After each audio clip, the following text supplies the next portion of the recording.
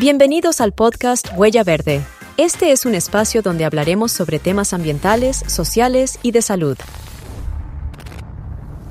Bienvenidos a este nuevo podcast de Huella Verde. Soy Melissa Calvo y me da mucho gusto estar con ustedes otra vez. Nos acompaña nuestro amigo Pedro Ramírez, ingeniero de energías renovables de la Universidad Galilei y muy querido acá en Biotrash, que fue su casa, su alma mater durante muchos años. Pedro, bienvenido. Y hoy vamos a conversar un poquito del Reglamento de Gestión de Desechos y Residuos Sólidos, el 164/2021. Quisiera que me contaras un poquito qué espíritu tiene este reglamento y para qué existe, para qué nos está dando esta normativa el Ministerio de Ambiente. También, bueno, gracias, Lick, por la invitación. Y sí, la verdad es que Biotrash es el alma mater de uno siempre lo tiene en el corazón. Muy feliz de estar aquí conversando tal vez de un tema creo que es de mucha importancia, muy desconocido también para los guatemaltecos. Pues me ha tratado platicar con varios empresarios y personas individuales, y aunque son tal vez compañías grandes que ya tienen pues su trayectoria, no tienen todavía implementado el 164 como tal, que al final es un reglamento para gestionar desechos, poderlos clasificar y desechos sólidos específicamente, ¿no? Poderlos clasificar y gestionar de manera apropiada, ¿verdad? Yo creo que tal vez el espíritu, lo más importante que va a tener esta norma es incentivar una parte crucial, que es la separación, que viene de la fuente de generación, ya sea la casa o en este caso la empresa, donde uno está operando, ¿verdad? ¿Y cuál cree usted que fue el motivo para que el Estado de Guatemala finalmente creara este reglamento? Bueno, entre la política ambiental que ellos habían establecido y la Constitución de la República que tenemos, donde estamos obligados a tener un desarrollo sostenible, seguramente vienen esos métodos para implementarse, y tanto el Ministerio de Ambiente con los recursos naturales desde hace años lo ha venido impulsando. Debería ser pues una de las partes cruciales quizás de los partidos políticos de estas fechas, ¿verdad? O bueno, pasadas para la implementación. Sin embargo, fue algo que no se mencionó mucho. Y a mí me entristeció bastante, porque sí esperaba que hubiera alguien que propusiera algo más concreto a ejecutar. Aún así tenemos ya este reglamento para implementar, y ahora viene la parte de lo más difícil, que es implementarlo y la gobernanza que pueda llegar a tener. Claro, dentro del contexto ambiental del país, conocemos pues que hay una ley de protección del medio ambiente, que hay políticas de producción más limpia, políticas de manejo y gestión de desechos, y pues ahora se suma este reglamento que está vigente, pero que nos está obligando a realizar actividades desde el hogar, desde la empresa, y que debemos ya haber cumplido. ¿Nos podrías mencionar un poquito al respecto de qué es la separación primaria y la separación secundaria? Sí, claro. El reglamento del artículo 2 específicamente habla de la clasificación, ¿verdad? La primera clasificación, el reglamento es bastante claro e indica que debemos de echarlo a andar durante los primeros 2 años de vigencia del reglamento. Estamos hablando que es del 2021 a 2023, pues estamos en esos 2 años, o casi finalizando, ¿verdad? Debemos hacer esa clasificación primaria, que es sencillamente separar entre orgánico e inorgánico. Ahora, quizás algo importante que hay que aclarar es que el inorgánico, y para que los químicos no nos quemen, ¿verdad?, es todo aquello que no se puede compostar. No es que no tenga carbono en sus componentes, pero que no es biodegradable, puede ser persistente, o sea, no va a degradarse con el tiempo. Eso es lo inorgánico, y lo orgánico pues es todo lo que sí se puede biodegradar con el tiempo, ¿verdad? Procesos naturales. Por estar vigente este reglamento en la separación primaria desde su publicación en el año 2021, ya todos debemos entonces separar lo orgánico de lo inorgánico. Correcto.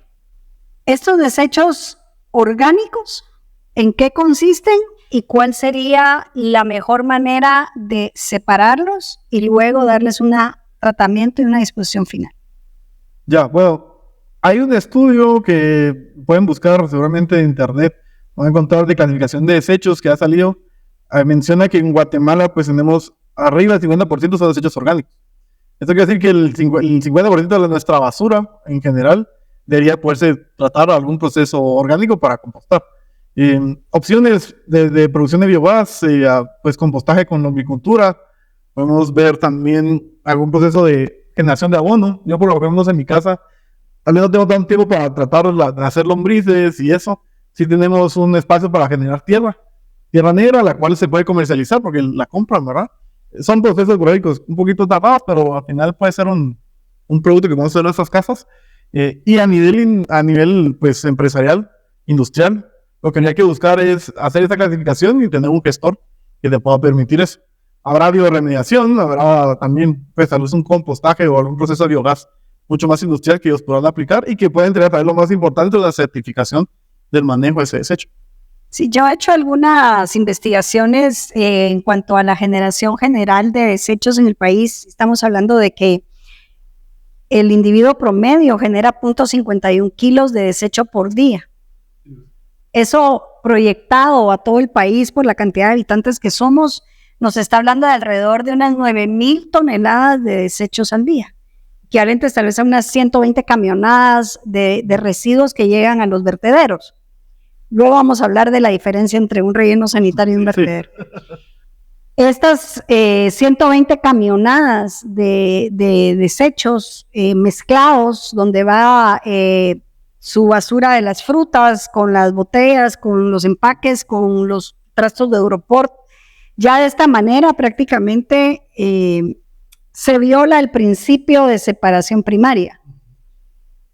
¿Qué podemos hacer para corregir eso desde el individuo, desde su hogar? Y si pudiéramos hacer eso correctamente, siendo el 50% de economía, digamos, de impacto ambiental que tendríamos, ¿cuál sería a nivel industrial el mejor camino para poder lograr obtener de estos residuos orgánicos un ciclo de economía circular? Yo creo que, bueno, el mismo reglamento lo menciona bastante y hay que hacer mucho énfasis cuando platicamos de eso, que las municipalidades tienen un gran papel y una gran responsabilidad. De hecho, el mismo reglamento les da la autoridad para establecer su reglamento de gestión de desechos. Los invita a que consideren la clasificación secundaria, ya separando en cartón, papel, plástico, etc. Pero ellos podrían implementarlo a base del tiempo con una clasificación primaria, como estamos hablando, y de esa manera ayudar a las industrias y personas y incentivarlas a hacer. Porque también van a haber personas que nos escuchan que van a decir, ok, yo vivo en un apartamento, no tengo dónde tener lombrices, de hacer mi separación, ¿verdad? Va a ser un poquito difícil, ¿qué hago? Entonces, ahí esa opción de trabajar a nivel municipal se ve bastante interesante. Y yo también soy fiel creyente que al final, quien esté dirigiendo la MUNI tenga la responsabilidad y lo ejecute. No solo hablamos de la MUNI, tal vez de la ciudad de Guatemala, no estamos nosotros, sino de las MUNIs 300 madres que tenemos en el país, que ellas podrían empezar a hacer algo.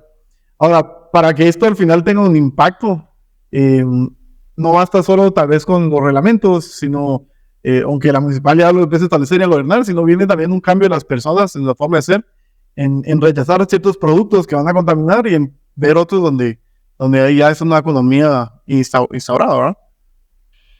Cuando llegamos del hogar o de la empresa al transportista o a la persona que se encarga de llevar el desecho de un punto al otro, llegamos a estos vertederos que tenemos en Guatemala, pues el basurero de la zona 3, que hoy insisto, ¿verdad? Llegó a ser el más grande de América Latina, y el basurero de AMSA o el antiguo el basurero del Choconal, los cuales están en serios problemas porque ya el espacio pues se agotó y lo que tenemos que trabajar es en medidas de contención para reducir el espacio de estos vertederos.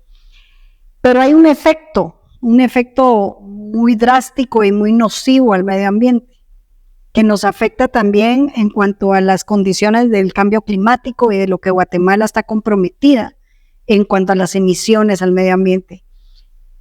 Cuénteme usted, ingeniero de energías renovables, ¿a qué me estoy refiriendo? Pregunta de examen.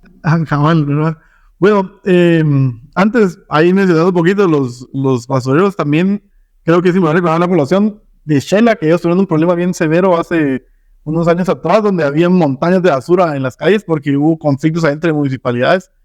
También el basurero de la Xela, o Salcajá específicamente, tiene un problema severo. Entonces, bueno, si nosotros pudiéramos recolectar esa mitad de desechos orgánicos, podríamos hacer cogeneración sencillamente. Producción de biogás y generar con gas. Al final esa generación de biogás sí requiere su ciencia, no es así sencillo, porque al final es un proceso de bacterias que van a comerse esos productos orgánicos.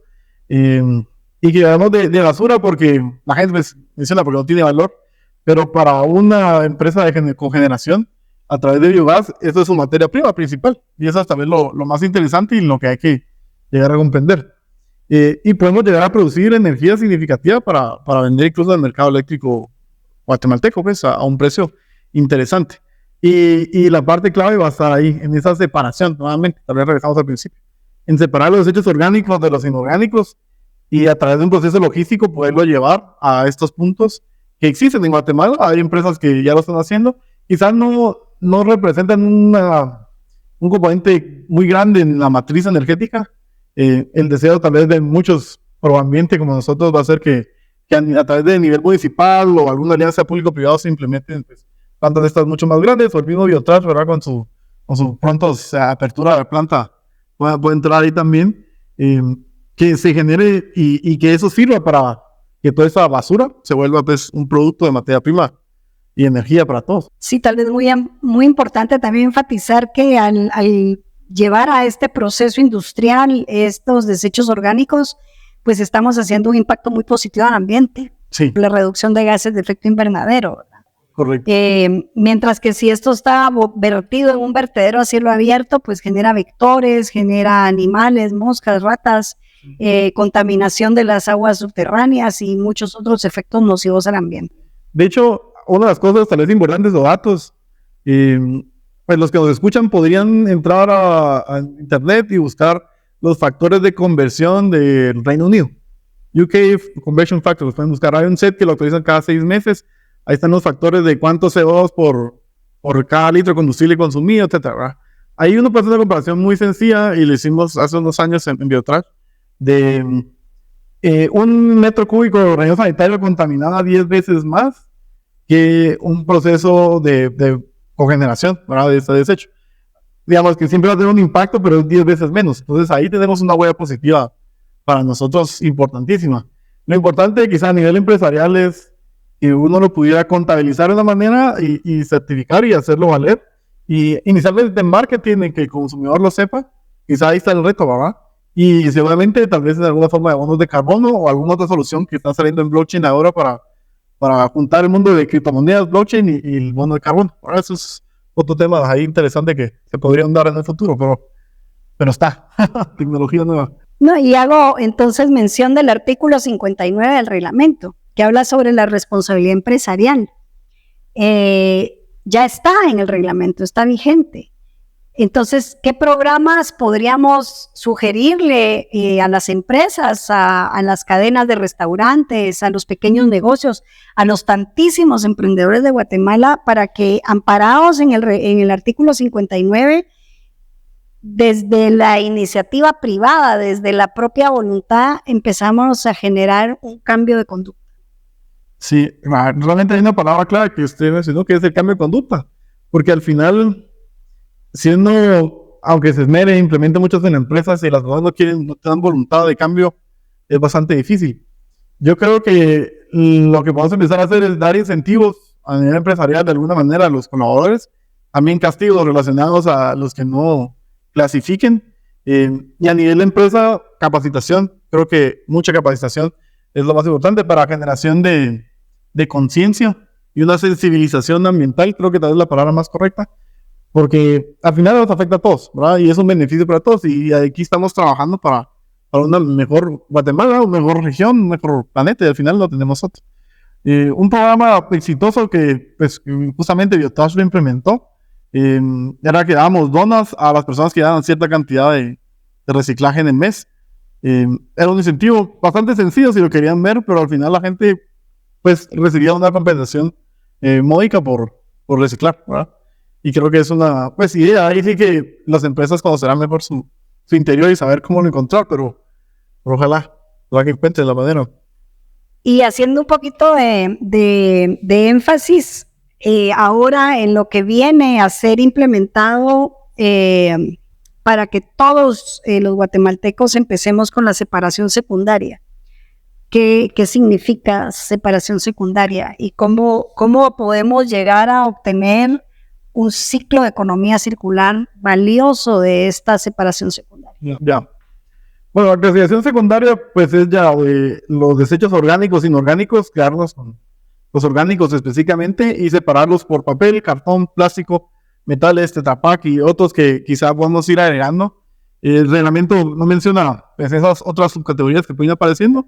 Ahí podemos hacer una separación terciaria entre peligrosos y no peligrosos.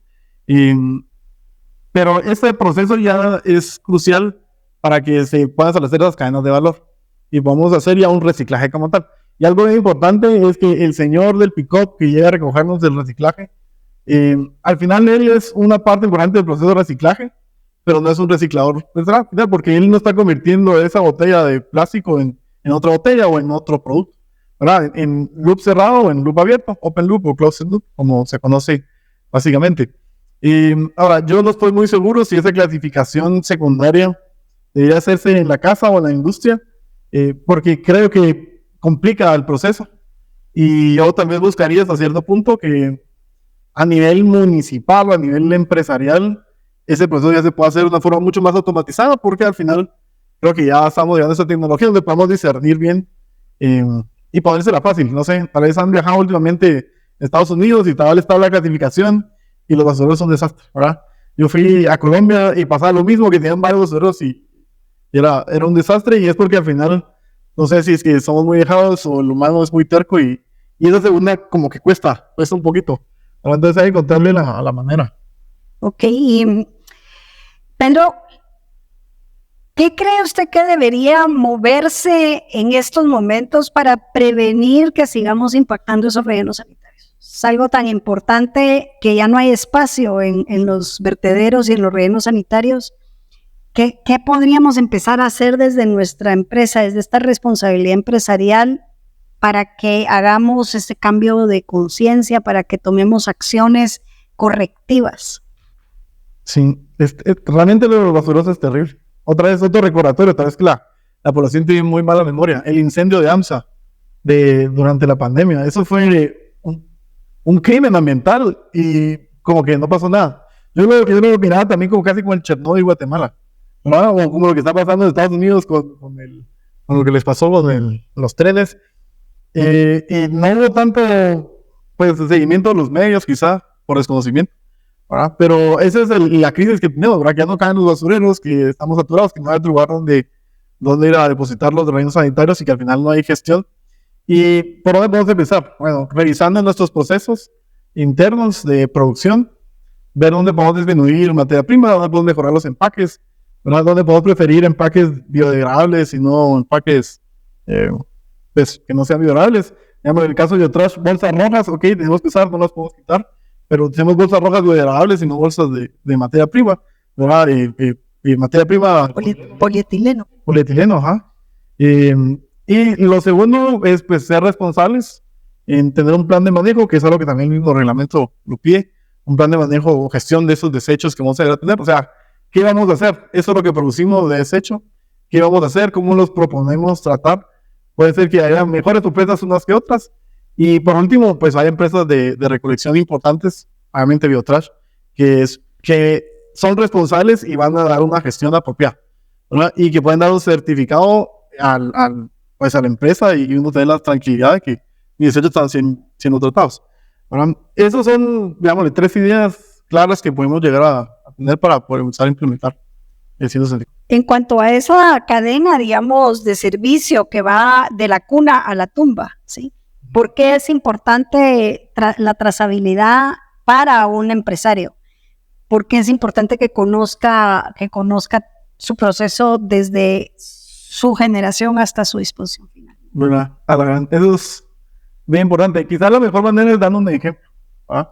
No vamos a decir nombres porque creo que no sería apropiado, pero hay una empresa muy importante de Guatemala que le pasó, donde ciertos productos terminaron en el río Motagua y llegando hasta Honduras, y fotografías se filtraron, ¿verdad? Y aquí no estamos metiendo miedo a los empresarios, pero es una realidad. Y eso ocasionó que esa empresa que cotizaba en bolsa bajara sus acciones un 30%, que en cantidad de dinero la pérdida era como el doble o el triple, si no mal no recuerdo, de lo que producía Guatemala como su actividad económica y rentabilidad. Entonces la instrucción fue cerrar esa empresa. Obviamente eso significaba que iban a perder 1,000 empleos, ¿verdad? Y era una crisis para el país. Y no solo por el giro de negocio de la empresa, sino también por todas las personas que se benefician alrededor de su proceso productivo. Entonces, ese es un impacto quizá extremo, pero ahí podemos ver que eso, pues todos estamos como empresarios y tenemos un empaque, etcétera, a que las redes sociales aparezcamos y las masas nos caigan y no digamos la parte del fondo que va a ser ese impacto que sí estamos haciendo, ¿verdad? Pues sí, esos son casos de la vida real, podríamos decir, y hemos acompañado a muchos de estos empresarios en buscarle una apropiada gestión a la cadena de valor y a su responsabilidad también post-consumo. En este caso, pues que usted menciona, pues habían involucrados hasta pacientes y riesgos a la vida y a la salud de estas personas. Así que, hablando un poquito de todo, creo que ha sido muy interesante la conversación, Pedro, y muy nutrida. Habríamos que quedar acá por horas de horas platicando de nuevo, pero muchísimas gracias por estar con nosotros y estaremos en el próximo podcast muy pronto. Está bien. Chao, chao, cuidado.